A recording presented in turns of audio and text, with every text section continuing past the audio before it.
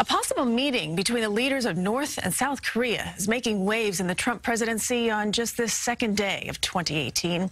President Trump took to Twitter to weigh in, and he also touched on the clashes in Iran. And a tweet that he possibly aimed at Pakistan appears to have sparked protests there. CBS 2's Valerie Castro live in the newsroom with more on this. Valerie? Well, Christine, the White House continues to urge North Korea to ban any nuclear weapons that they have, while President Trump took aim at the leader Kim Jong-Un on Twitter.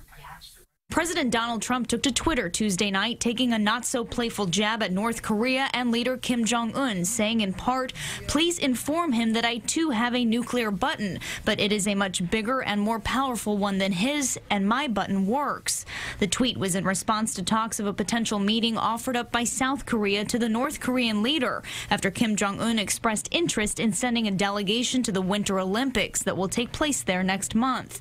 Though it appears South Korea wants the face-to-face, the White House remains stern and says its official position has not changed. The U.S. will not negotiate with North Korea unless Pyongyang is willing to end its nuclear weapons program. We've been very clear about the fact of what our priority is, and that's a denuclearized peninsula, and there's nothing new to update on that front. North Korea can talk with anyone they want, but the U.S. is not going to recognize it or acknowledge it until they agree to ban the nuclear weapons that they have. North Korea continues to flex its weapons capability and appears to be in the early stages of another launch. Another tweet from President Trump has prompted a response from Pakistan. The New Year's Day message from the president saying Pakistan gives safe haven to the terrorists we hunt prompted protests in that country.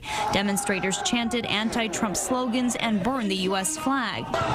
And in Iran, clashes continued for a sixth straight day over political, religious, and economic unrest. More than 20 are dead, hundreds have been arrested. President Trump also weighing in, warning the U.S. is watching. Iran's supreme leader claimed foreign enemies are trying to destabilize the nation. Pyongyang has yet to respond to South Korea's offer to meet. If it does happen, it will take place in a border village the two countries share, possibly as soon as next week. Reporting live in the newsroom, Valerie Castro, CBS 2 News.